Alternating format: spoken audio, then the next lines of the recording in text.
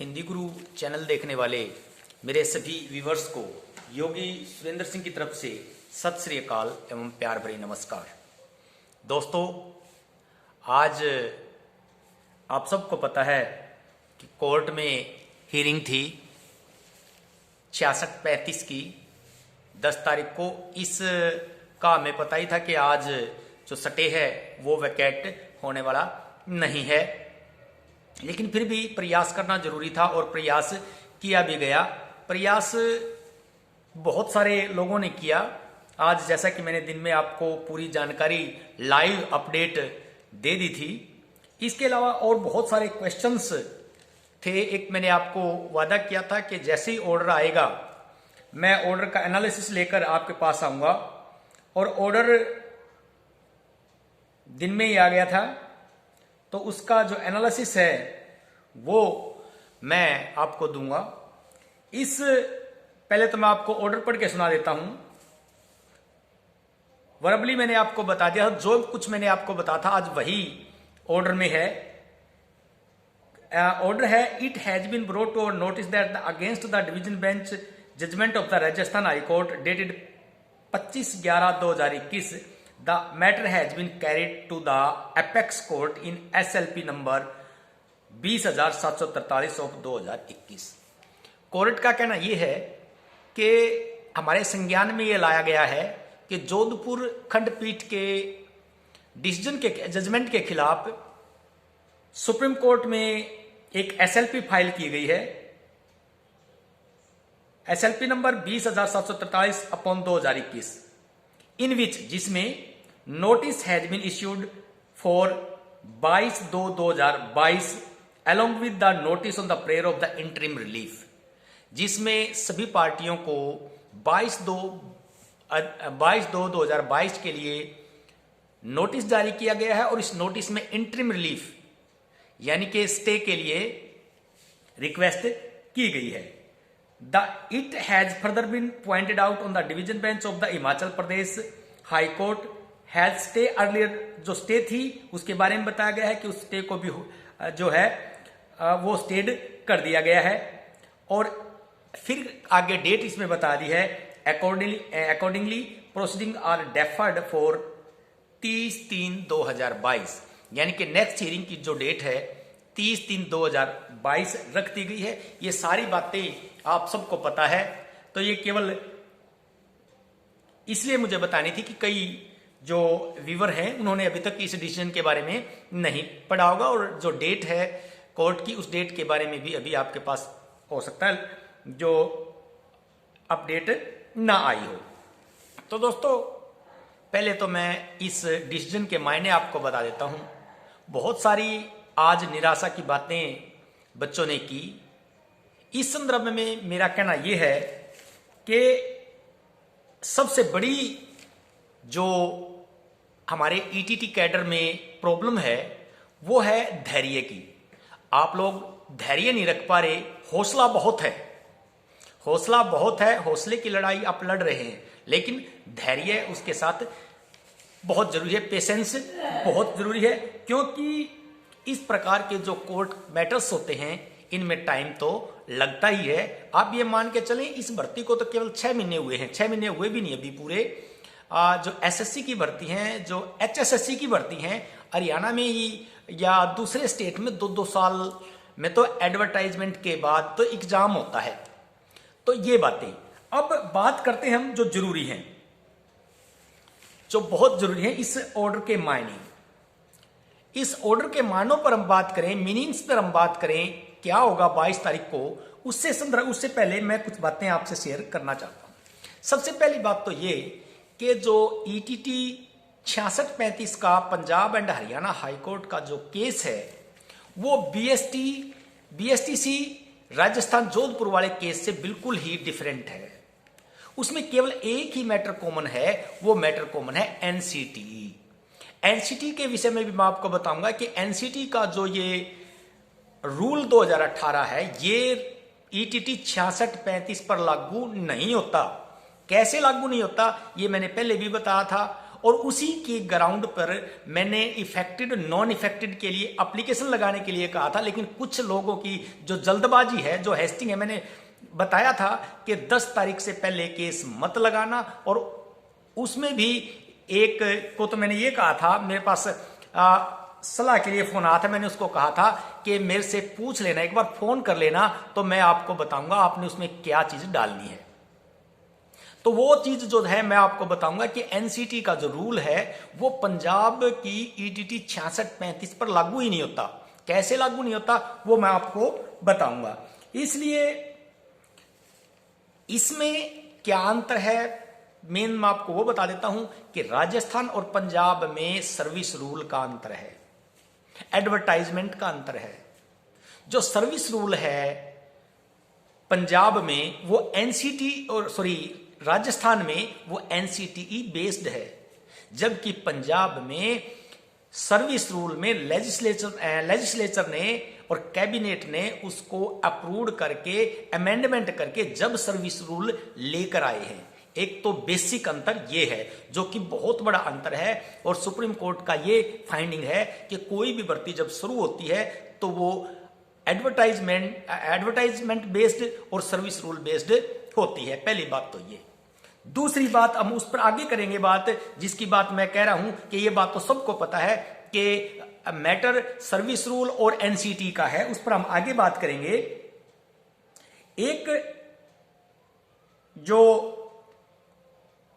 NCT का कोई भी रूल, ये बात मैंने आपसे डिस्कस करनी है कि एनसीटी हो या कोई भी रूल फ्रेमिंग बॉडी हो, कोई भी रूल फ्रेमिंग बॉडी है जो ऑटोनोमस और पार्लियामेंट्री एक्ट के द्वारा बनी है, उसके द्वारा बनाए गए नियम सारे देश में मान्य होते हैं। हर देश की जिस भी संदर्भ में, जैसे एनसीटी टीचर ट्रेनिंग के बारे में है और एनसीईआरटी स्कूल एजुकेशन के बारे में है, जब एनसीईआरटी भी पार्लियामेंट्री एक्ट के द्वारा बनी है और एनसीटी भी पार्लियामेंट्री एक्ट के द्वारा बनी है। जब पार्लियामेंट्री एक्ट के द्वारा कोई भी ऑटोनोमस बॉडी गठित की जाती है तो उसके द्वारा बनाया गया रूल या नियम वो पूरे देश में मान्य होता है और उस पे लेजिस्लेशन भी कानून नहीं बना सकती। ये है, इसलिए जो एनसीटी का विवाद है ये चला हुआ है। लेकिन एनसीटी का जो ये रूल 2018 है ये ईटीटी पर लागू नहीं होता। तो इसी प्रकार से क्यों लागू नहीं होता मैं इस बारे में भी आपको क्लियर कर देता हूं कि एनसीटी का जो रूल है या किसी भी ऑटोनोमस बॉडी जब रूल बनाती है तो उस रूल में वो मिनिमम क्वालिफिकेशन निर्धारित करती है। किसी भी रिक्रूटमेंट के लिए या किसी भी एसेट के लिए वो एक मिनिमम क्वालिफिकेशन निर्धारित करती है, फ्रेम करती है। उसके बाद उसमें एडिशनल क्वालिफिकेशन जोड़ी जाती है। कैसे? जैसे ईटीटी की रिक्रूटमेंट है, ईटीटी की रिक्रूटमेंट में जो मिनिमम क्वालिफिकेशन है वो +2 पास, ईटीटी और टेट पास होना कंपलसरी है। ये 3 जो मिनिमम क्वालिफिकेशन है ये होना जरूरी है। उसके बाद जो एडिशनल क्वालिफिकेशन है, जो बीएड विद ब्रिज कोर्स या इसके अलावा यदि जोड़ दे MA with bridge course, MA BEd या नेट विद ब्रिज कोर्स, ये सब जो है सब्साइडरी क्वालिफिकेशन है, न कि एसेंशियल क्वालिफिकेशन है। तो ये इसलिए ये मैं आपको बता दूं कि सुप्रीम कोर्ट का 2003 का एक डिसीजन है, हालांकि वो बीएड के फेवर में डिसीजन था, पर उसमें सुप्रीम कोर्ट ने ये जजमेंट दिया है कि कोई भी जो एम्प्लॉयर है, जैसे स्टेट और ये डिपार्टमेंट जो एजुकेशन डिपार्टमेंट है वो टीचर रिक्रूटमेंट का एम्प्लॉयर है, तो उसके पास अधिकार है कि यदि कोई autonomous body, parliamentary body minimum qualification निर्धारित कर देती है तो वो स्टेट या किसी भी अपॉइंटिंग अथॉरिटी के पास ये अधिकार है कि वो उस मिनिमम क्वालिफिकेशन पर रिक्रूटमेंट कर सकती है और सब्साइडरी जो एडिशनल क्वालिफिकेशन है उनको ले या ना ले, ये भी उस रिक्रूटमेंट अथॉरिटी का अधिकार है। तो इसलिए तो ईटीटी 66-35 तो हर हाल में भर्ती होगी, उसमें टाइम लग सकता है। कैसे? कोई ना कोई, क्योंकि जो बड़े बड़े लॉयर बैठे हैं वो लॉ में से कोई ना कोई नया लॉ निकाल ही लेते हैं और उसको डिले पे डिले करते जाते हैं। परंतु डिले करने का अर्थ ये नहीं होता कि जो वास्तविकता है वो सामने ना आए, उसको तो सामने आना ही पड़ेगा लॉ को। अब बात कर लेते हैं हम एनसीटी की, और 2003 का डिसीजन मैंने आपको बता दिया कि अब एक बात और कि एनसीटी, अब केस एनसीटी ने फाइल कर दिया है। जो एनसीटी का केस है, जोधपुर का जो डिसीजन है बीएसटीसी के विरुद्ध, एनसीटी ने 4331/2022 4331/2022 आज की डेट में ये केस फाइल कर दिया है। और ये केस है एनसीटी वर्सेस राजेंद्र सिंह चोटियाल। इसमें दो पटिशनर उन्होंने बनाए हैं, तो इन दो पटिशनर के बनाकर एनसीटी वहां अपील हो गई है। तो एनसीटी, मैं आपको बता दूं, एनसीटी जो मर्जी रिप्लाई दे दे, एनसीटी चाहे अपने रूल को कितना ही डिफेंड कर ले, लेकिन 66-35 पर उसका कोई भी असर आने वाला नहीं है। क्यों असर आने वाला नहीं है, ये मैंने ऊपर आपको बता दिया। और दूसरी बात, जो मेन बात है कि 22/2 को जो हियरिंग होनी है जिसमें सारे पक्ष शामिल होने हैं, उसमें एनसीटी के पास कहने के लिए कुछ है ही नहीं। किसी भी तरह से एनसीटी को उसमें स्टे मिलने वाला नहीं है। उसके पीछे जो तर्क हैं, जो मेन तर्क हैं, वो मैं आपको बता देता हूं।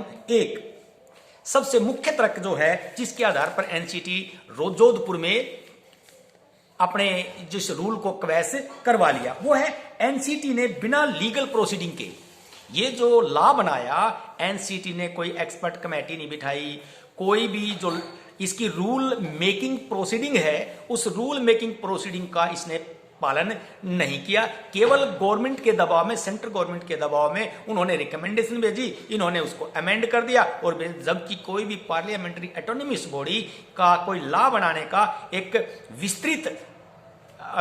विस्तृत जो नॉर्म है वो होते हैं, उसके अंदर एक्सपर्ट्स की एडवाइस ली जाती है, लॉ एक्सपर्ट्स की एडवाइस ली जाती है, जो टीचिंग करिकुलम बनाने वाले लोग हैं उनकी एडवाइस ली जाती है, और एससीईआरटी की एडवाइस ली जाती है। तो इसमें किसी प्रकार का कोई कार्य नहीं किया गया। जब इसमें इतनी ब्लंडर मिस्टेक्स किए गए हैं तो इस पर स्टे होने का सवाल ही पैदा नहीं होता। और दूसरा, मैंने आपको बताया था कि मिनिमम क्वालिफिकेशन, ये सुप्रीम कोर्ट का डिसीजन है मिनिमम क्वालिफिकेशन का। तो इस आधार पर यदि दोनों बातें रखी जाएं तो ये मेरे को नहीं लगता कि किसी प्रकार का 22 तारीख को एनसीटी को रिलीफ मिलने वाला है। और मैंने बहुत दिन पहले आपको एक वीडियो बनाई थी, उस वीडियो में मैंने बताया था कि एनसीटी अपने रूल को वापस नहीं लेगी, एनसीटी उसमें अमेंडमेंट करेगी। अब अमेंडमेंट भी उसने करने के लिए वो कोर्ट में चली गई है, सुप्रीम कोर्ट में चली गई है। और मैं आपको एक बात बता देता हूं, सुप्रीम कोर्ट में भी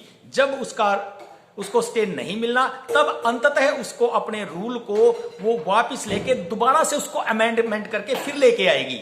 आप देख लेना, क्योंकि ये जो गवर्नमेंट है ये इस प्रकार के कार्य करने में माहिर है। सेंटर में भी इस प्रकार के कार्य करती है और स्टेट में भी इस प्रकार के कई सुप्रीम कोर्ट के जो डिसीजन है, वो सुप्रीम कोर्ट के डिसीजन मैंने पहले भी बताया था। हरियाणा में एक जो बैकवर्ड क्लास के रिजर्वेशन का एक नोटिफिकेशन जारी किया था 2018 में, जो कि सुप्रीम कोर्ट ने उसको रद्द कर दिया। लेकिन और स्टेट गवर्नमेंट को यह एडवाइस दिया था कि 3 महीने के अंदर नया नोटिफिकेशन लेके आए according to the centre backward class rule. लेकिन स्टेट गवर्नमेंट ने उसमें थोड़ा सा फेरबदल करके जो पहले वाला था उसी रूल को फिर से, उसी नोटिफिकेशन को फिर से जारी कर दिया। तो इस प्रकार के कार्य जो गवर्नमेंट्स हैं वो करती रहती हैं। तो चाहे जो मर्जी कर ले, ये एनसीटी का रूल जो है ये 66-35 भर्ती पर लागू नहीं होने वाला। मैं इस बात में नहीं जाऊंगा बीएसटीसी में क्या होगा, जोधपुर में क्या होगा, या कहीं और क्या होगा, हिमाचल में क्या होगा, क्योंकि वो सारी की सारी जो सिचुएशंस हैं वो बिल्कुल अलग हैं। ये जो केस डिफेंड किया गया, ये केस के डिफेंड करने में भी कुछ थोड़ी बहुत ही ऐसी बातें रही जो वकीलों को सही ढंग से बताई नहीं गई, वो बातें रही। तो इसलिए, और सबसे महत्वपूर्ण बात यह है कि आज जो इफेक्टेड नॉन इफेक्टेड की 2 बच्चों ने वो एप्लीकेशन लगाई थी, उस एप्लीकेशन में यदि इस 2003 के सुप्रीम कोर्ट के डिसीजन की कॉपी, उसके साथ कुछ और बातें थी, यदि वो बात करते तो वो लगाते, तो निश्चित रूप से ये भी उनकी डिसमिस नहीं होनी थी। और आखिरी बात जो सबसे महत्वपूर्ण बात है कि ज्वाइनिंग कब तक होगी। तो दोस्तों मैं आपको बता देता हूं कि ज्वाइनिंग निश्चित है। आप अपने जो शेड्यूल हैं, जो अपने कैरियर के, अपने लाइफ के, अपने फ्यूचर के जो शेड्यूल हैं, ये सोचकर बेशक ना बदलें कि ये ज्वाइनिंग नहीं होगी, ये ज्वाइनिंग होगी। और मेरे को तो ये लगता है पूरी कैलकुलेशन करने के बाद, पूरा हिसाब किताब लगाने के बाद और सारे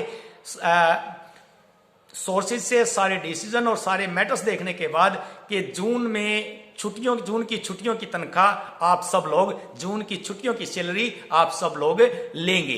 तो ये थी बातें आज की डिस्कशन। इसके अलावा यदि आपकी कोई क्वेरी हो तो आप कमेंट्स में डाल सकते हैं, मुझसे पूछ सकते हैं कोई भी। और आपको आशा है ये बातें सब लॉजिकल बातें हैं, इसमें मैंने अपनी तरफ से कुछ नहीं लगाया, और लॉजिकल बातें हैं, तथ्यात्मक बात हैं, लीगल बातें हैं, आपको जरूर अच्छी लगेंगी। और अच्छी जरूर लगेंगी तो आप चैनल को सब्सक्राइब करें, लाइक जरूर से भी जरूर करें और वीडियो को अधिक से अधिक शेयर करें। गुड नाइट सबको।